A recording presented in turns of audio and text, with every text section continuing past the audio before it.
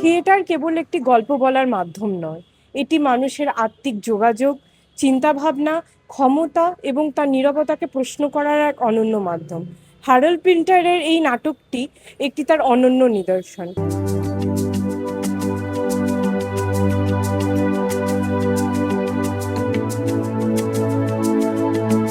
আজকে 18ই জুলাই আমরা একটা নাটক করছি, সেটার নাম হচ্ছে বোকা বাক্স।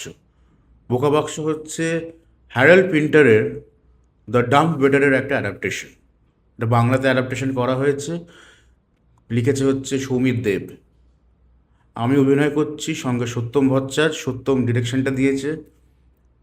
এই নাটকটা মানে যখন থেকে বানানো হয়েছিল, যখন থেকে হ্যারল্ড পিন্টার লিখেছিলেন, এটা নাটকটা প্রতিদিনই মানে প্রতি মোমেন্টে খুব প্র্যাকটিক্যাল একটা নাটক।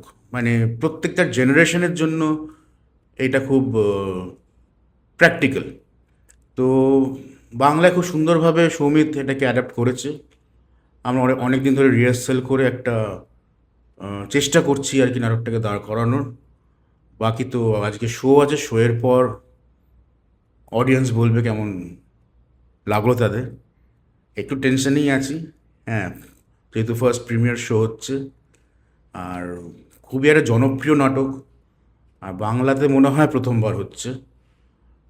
তো সব কিছু নিয়েই একটু ডুক ডুক ডুক ডুক করছে। এই যে বিশ্বমানের এই নাটক, এই নাটকটি বেছে নেওয়ার কারণ কি? আমরা তো কোনো মৌলিক নাটকও বেছে নিতে পারতাম। না, প্রথমত যেহেতু আমরা ভেবেছিলাম কি যে আমরা একটা ডুয়েট নাটকই করব, তো খুঁজতে খুঁজতে এরকম অনেক ডুয়েট নাটকই এসছিল হাতে।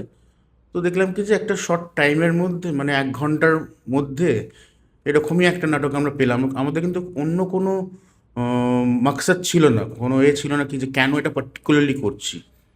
তো দুজনে মিলে তখন পড়লাম, পড়ে বেশ ভালো লাগলো। তারপর আস্তে আস্তে ব্যাপারটার যে এত লেয়ার্স আছে, যে এত কিছু আছে জিনিসটার মধ্যে, এটা পরবর্তীকালে বুঝতে পেরেছি। কারণ তারপর আমরা যখন ঢুকে গেছি নাটকটার মধ্যে, আমাদের নিজেদেরই একটা ফিলিং হচ্ছে, মানে টোটাল নাটকটা করার পর, মানে রিহার্সালটা শেষ যখন হচ্ছে প্রত্যেক দিন।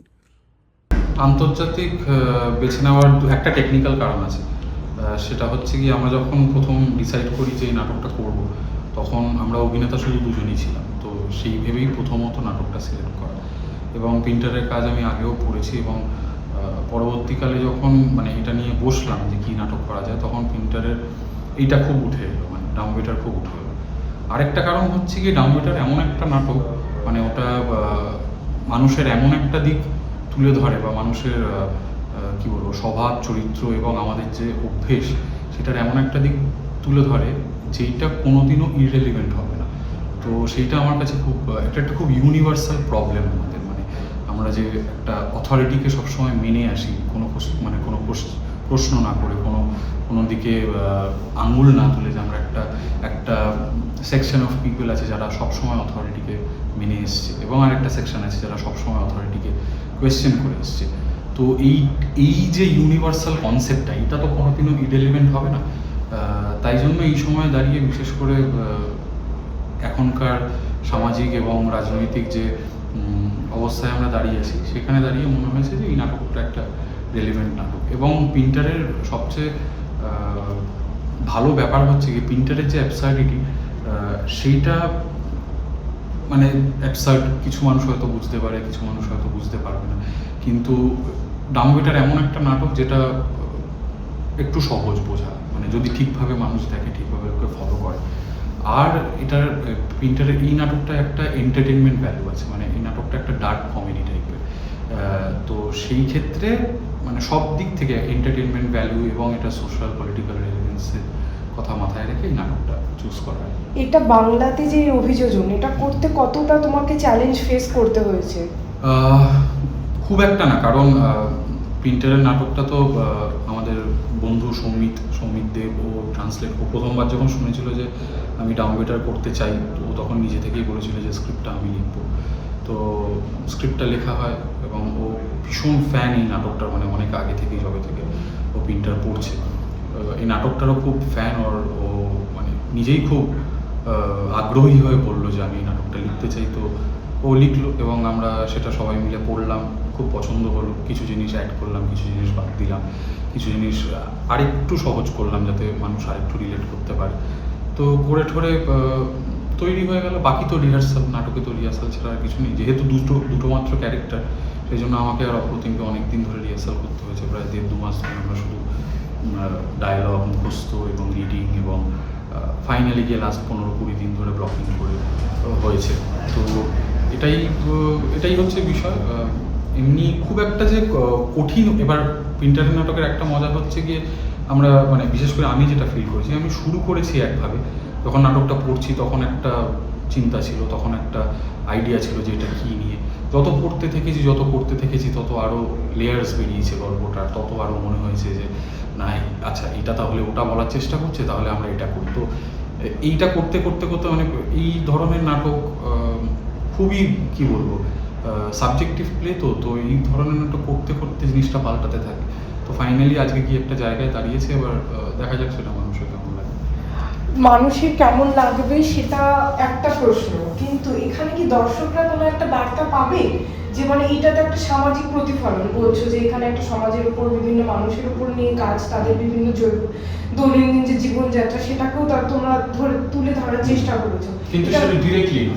আচ্ছা, সেটা কোনোদিনও মানে প্রিন্টারের নাটকের এটাই মজা যে প্রিন্টার কোনোদিনও ডিরেক্টলি কোনো কিছু বলেনি, মানে কোনোদিনও কোয়েশ্চেনও করেনি কিছু। নীরবতাটাকে একটা বিশাল নীরবতাটা একটা বিশাল ব্যাপার প্রিন্টারে। আমরা জানি প্রিন্টার পজ একটা বিশাল জিনিস আমাদের থিয়েটারের ল্যাঙ্গুয়েজে। তো সেই ক্ষেত্রে এই নাটকেও আছে।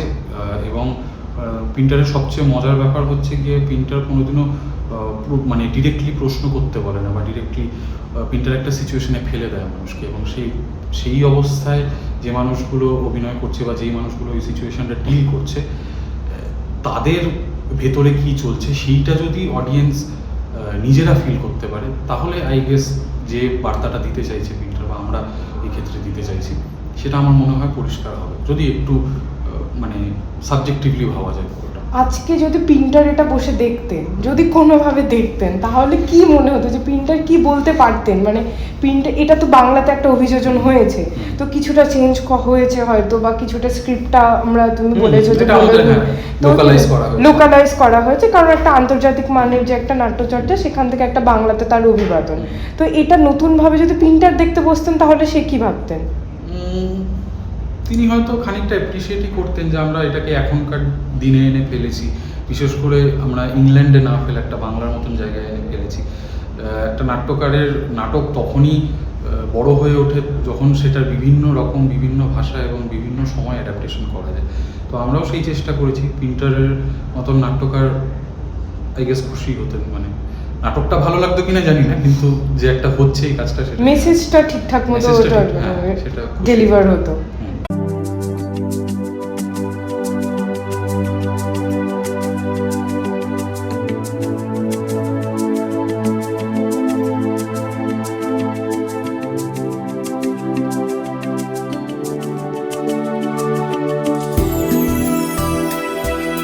এই কালজয়ী নাটক দ্য ডাম ওয়েটার বাংলার প্রেক্ষাপটে কিভাবে মুক্তি পাচ্ছে, নাকি তার ভাষা দর্শন বদলে যাচ্ছে, সেটি দেখতে হলেই আসতে হবে আজ জ্ঞানমঞ্চে সন্ধ্যে 6:30টার সময়।